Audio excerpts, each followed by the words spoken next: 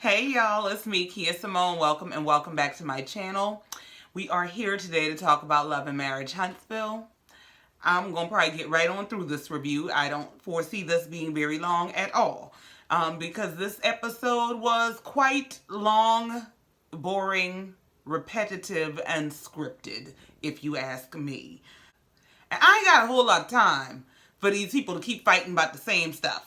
Okay, I just don't. So I've carved out a few minutes to tell you what I thought about this episode. Okay, let's just get right on into it. Here we go. And y'all, I'm so sorry this review is late.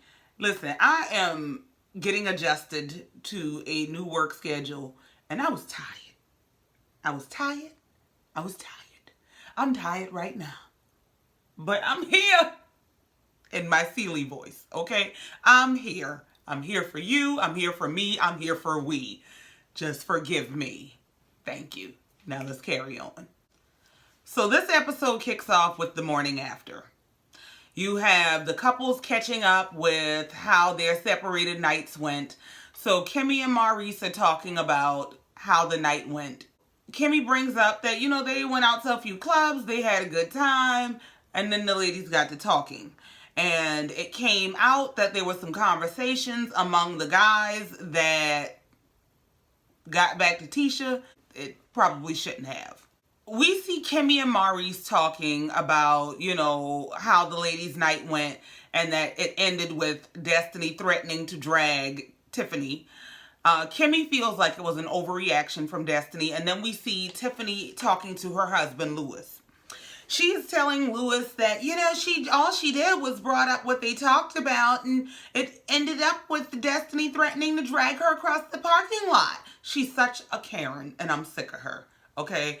Like, lady, stop pretending. I guess she just doesn't like me. She just has it out for me. No. You met this woman before she could say, hi, I'm Destiny Good. You said, oh, I remember you because I met your husband with his side piece at a party.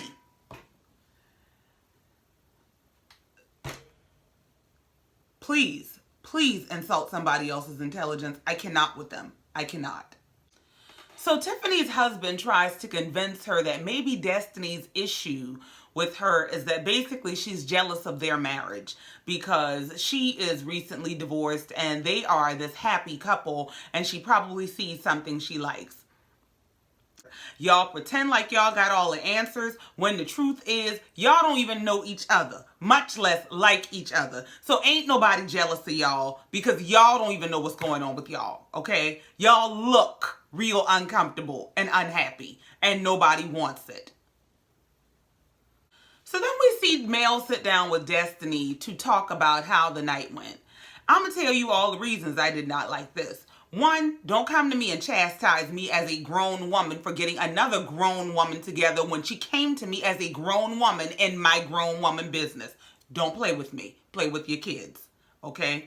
Number two, if you are not going to check Tiffany on her out-of-pocket and off-putting behaviors, then do not check Destiny. Stay out of it. Okay? Furthermore, I do not like the idea that Destiny is painted as the aggressive one when she reacts to the things that Tiffany does. Tiffany is a queen of microaggressions. Tiffany pushes buttons, triggers people, and then makes it their fault when they react. And because that's Mel's game, they play it together. And they're coming at Destiny.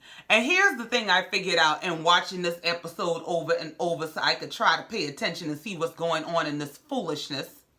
Mel don't like Destiny. Destiny is not Mel's friend, and Mel has no desire for Destiny to be her friend. Mel was Martel's friend, and thereby an extension of Martel, which is why she puts Destiny in these situations to get a reaction out of her and then call her aggressive and problematic, just like she does Martel. Don't come to me talking trash and then have boundaries on how you expect me to react, because I guarantee you it's not going like you think. And your boundaries are going to be smashed to smithereens after you've crossed mine. Okay? Okay. So then we get to see Tasha and Marcel talking. Tiffany and Lewis's pillow talk has made its way back. Okay? So she brings up to Marcel what Tiffany has told her was said amongst the guys.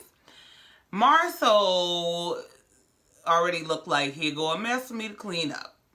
So Marcel's like, okay, that ain't quite how it happened, but what happened was I did confide in the guys that I was taken aback that you surprised me with therapy, because I would think that the only reason you would surprise me with therapy would be if there's something wrong. And maybe you don't feel okay enough to tell me that there's something wrong. And she's like, well, does that mean you think I'm insecure? And he's like, no, it's not that I think you're insecure as a person, but maybe, in so many words, he said, maybe you've become insecure in our relationship and insecure in telling me that there is something wrong in our relationship. Tasha basically says she thinks what has affected her confidence in terms of her marriage is that over the past 3 years that they've been on this show, is all the rumors and different things that are being said and questions being asked about their relationship and outside relationships and things of that nature. So Marcel asks Tasha, what can I do to help you get back to the place of being 100% secure and confident in your marriage? And Tasha breaks down and she's tearfully explaining to him that she would like for him to invest more time in their family.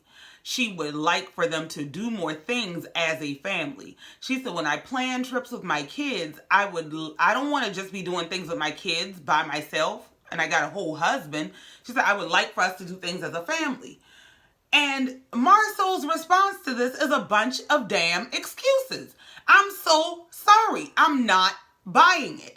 And his whole thing is, well, I want to be there and I don't want to be busy all the time and I don't want to be having to work all the time. But, basically that he has to pay the bills. Marcel's perception of marriage as a man is that he has to pay the bills. And that it's this checklist item for adulthood. He can say he got married. He can say he got kids. I don't think he understands what it is to be a unit, what it is to be a team. His mentality is, I go to work and pay the bills. What y'all do is y'all business. Like, what is the point? What is the point? And, I get that he wants to build generational wealth, and I get that he wants to set his kids up to be free and be able to do anything they want to do, because I totally agree with one thing that he said, which is, imagine our kids grow up and it's not just about money, but have the freedom to go be a photographer if that's what they want to do, or explore whatever interest they want to do without having to worry about money. And he's trying to build that foundation. And that's all well and good, but you have to find balance, because childhood is probably the shortest stage of your life. You won't get that period back with them. So if all you have to tell them is, well, I was getting you ready for I was building this and I was making they don't give a damn. Even when they're living on the benefit of it. As your children, they're not going to understand the way you think they're going to understand. So the best thing for you to do is to find some balance in between. Because what good is it to have made a bunch of money but not have made any memories? What good is it?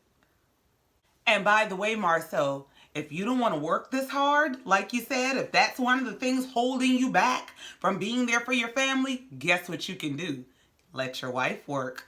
Hey, look at that. Yeah, you can do that, because you got her in a catch-22, because you are kind of smarter than her and you know what you're doing. So I'm going to tell you, I can't even stomach the idea of you going out to work. But I also ain't available to my family because I got to work real hard to take care of all this. And I'm the only one doing it. Please go tell Marcel. Bye. So then in this conversation, Tisha brings up what they want to do to have a fun celebration of their anniversary in Las Vegas. Tisha starts hinting around at this idea she has for a vow renewal that she actually already booked. And Marcel is a big hell no. Marcel is, and he gives all these his excuse is always that he takes things too seriously to do anything this frivolously. Okay? I'm sick of Marcel. So he don't want to do the vow renewal because he takes his vows very serious. Like, just say you counting the years until these kids are grown so you can get on with your life, because the rest of it is insulting to our intelligence and quite boring. So then we see Tisha leave this conversation. She goes over to Tiffany and Lewis's room, and she's talking to them about how badly timed Tiffany and her little message was last night. Now, before I even really get off into that, let me say this. And this ain't got nothing to do with nothing.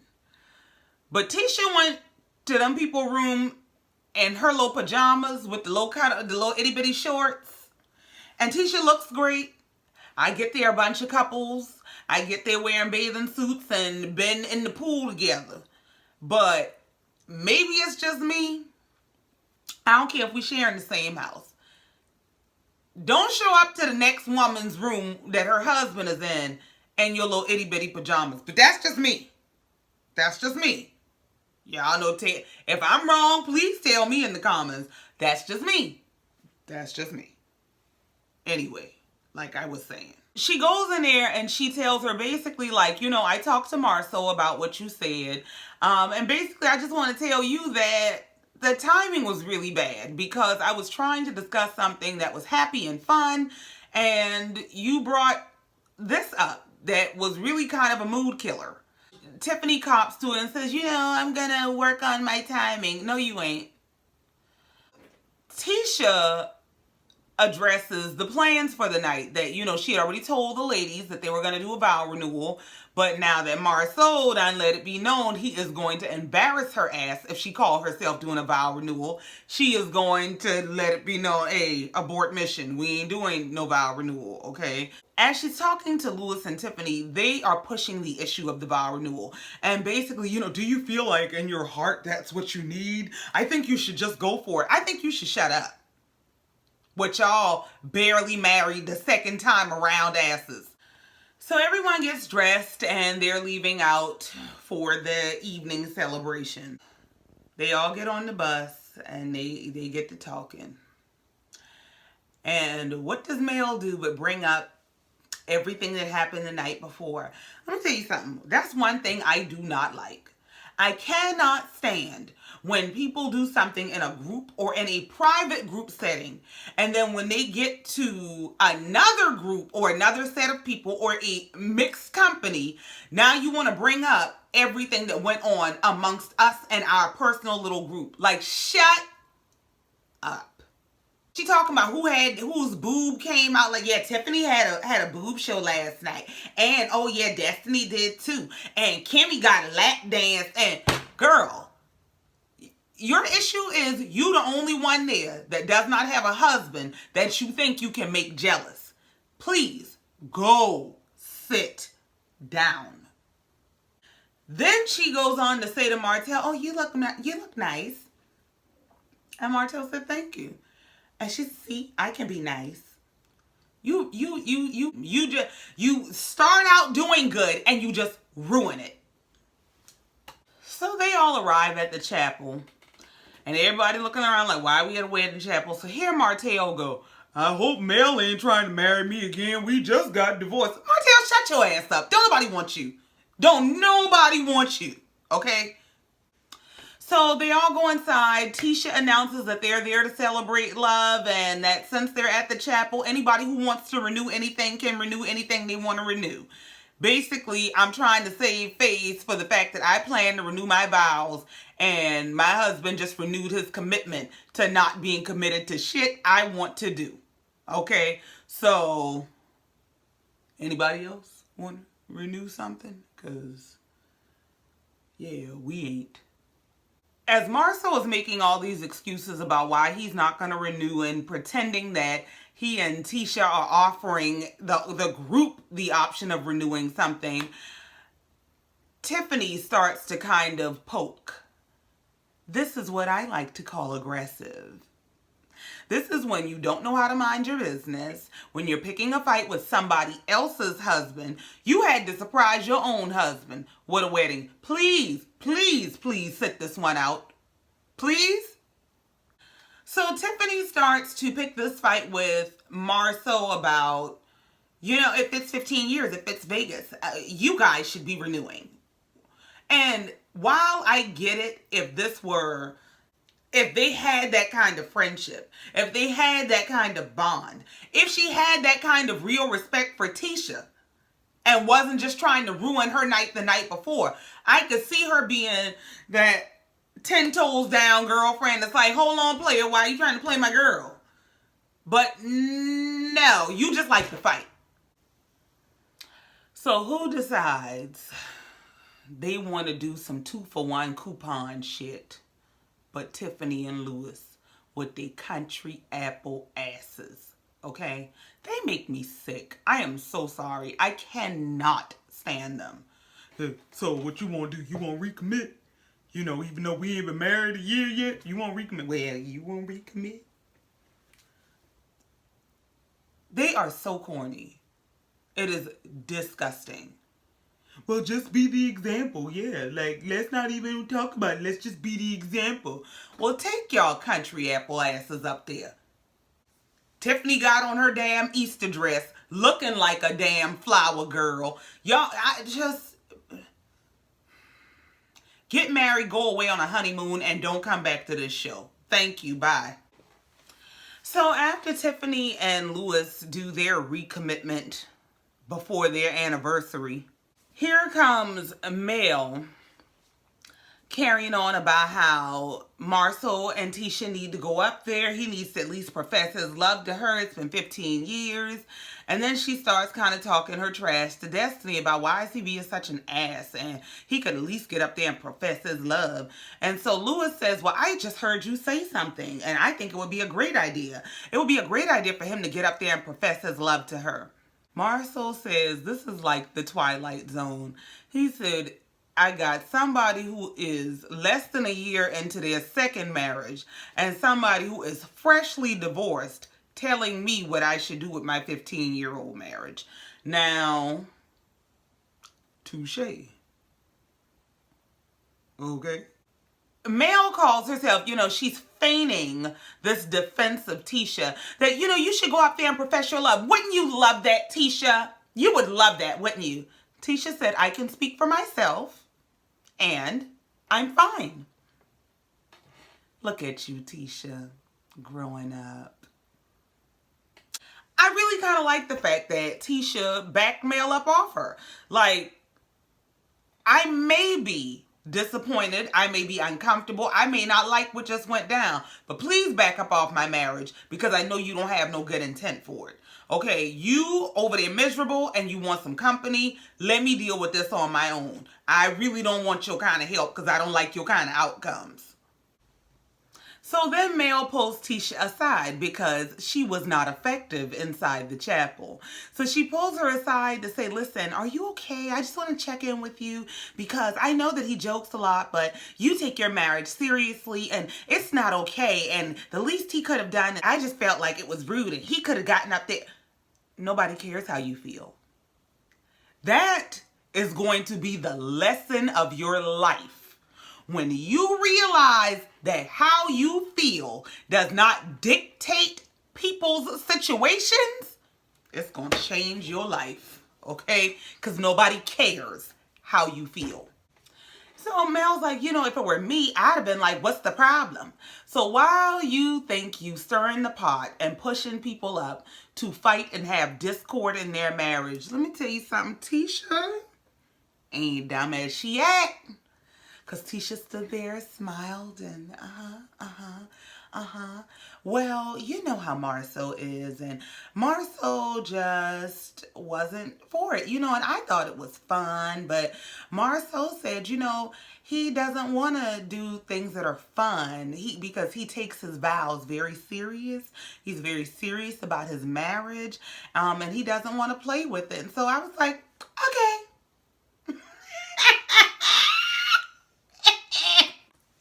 That was how your husband feel about you.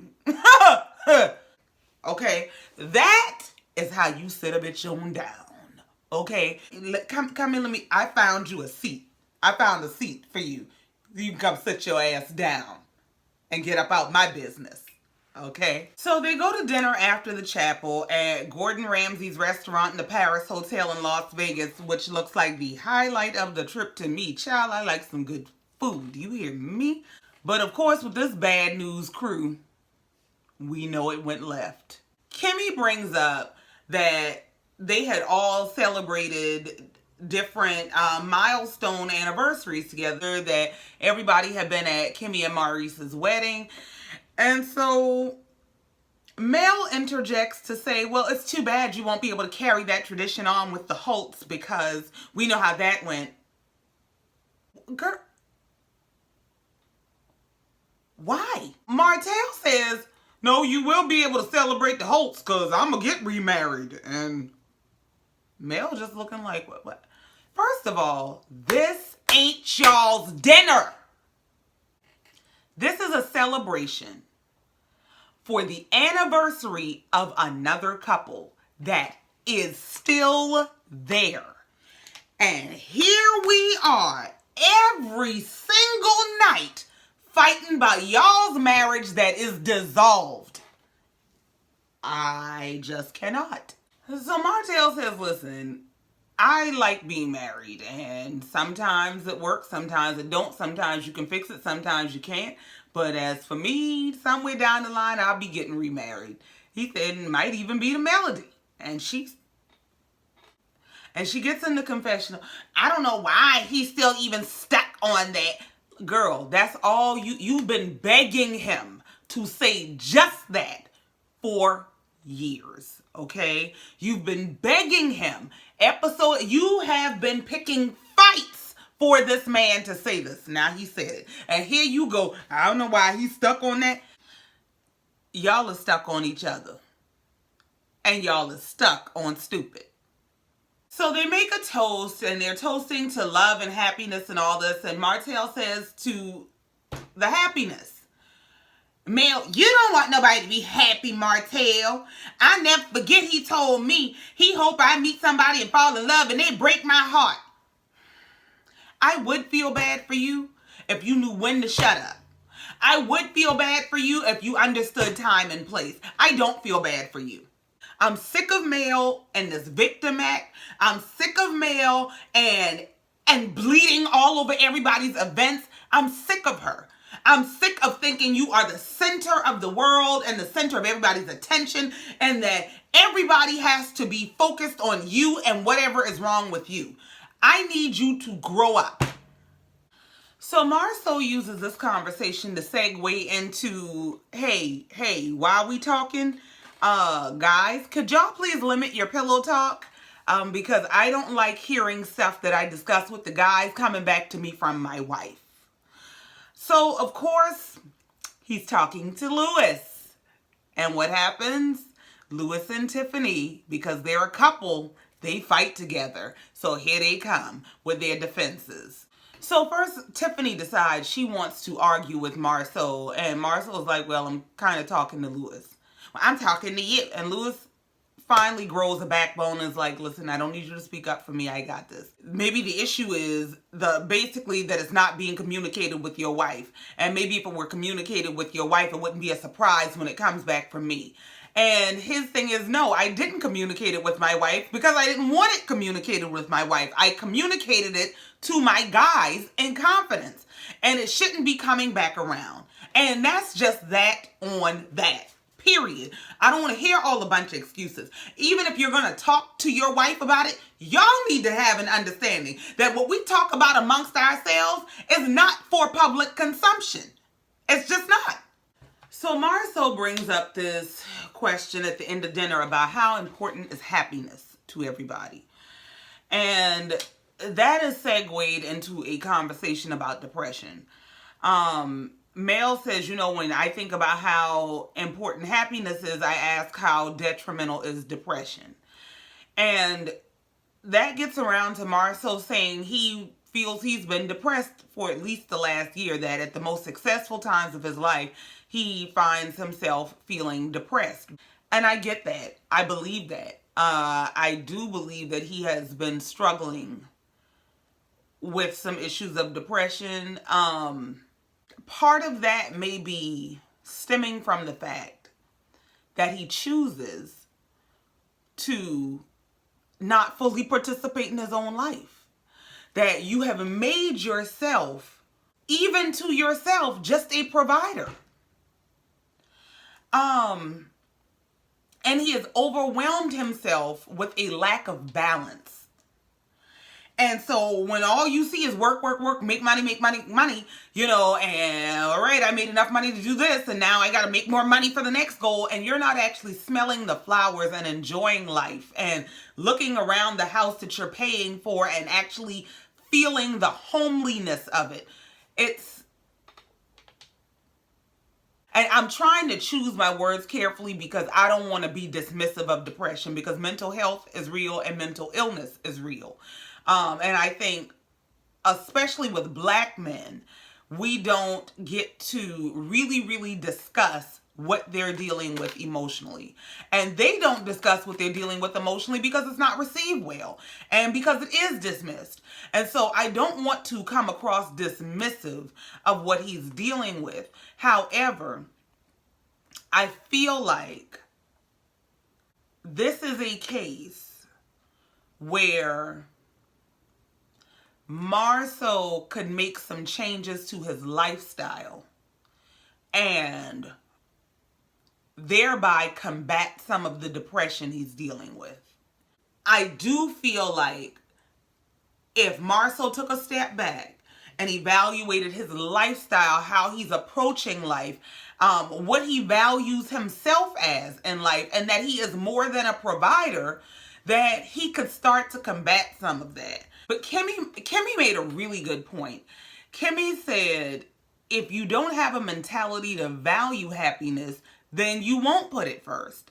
So if happiness doesn't mean anything to you, if you think life is just about go to work, make the money, and pay the bills, and you don't find that happiness should be a priority or a goal, it's not anything you're working toward. So I think there needs to be a reevaluation of what is important in order to combat some of the depression. So the episode ends with them having this table talk about depression, and everybody's kind of surprised that Marcel is struggling with his mental health. And they are going to pick up right at the same space next week, and we are going to have more of Mel and Martell fighting. Because what would Love and Marriage Huntsville be without Mel and Martell fighting? Okay. For somebody who said this was going to be a short review and the episode was long and boring, I had a whole lot to say. Okay. But it is what it is. Y'all know how I go. I didn't realize I needed to get that much off my chest, but I'm glad I did. So thank you for listening, as usual. Thank you for coming down here and letting me get it off my chest. Oh, don't forget to like, comment, subscribe, all that. And I'll see you next time. Love you, mean it. Bye.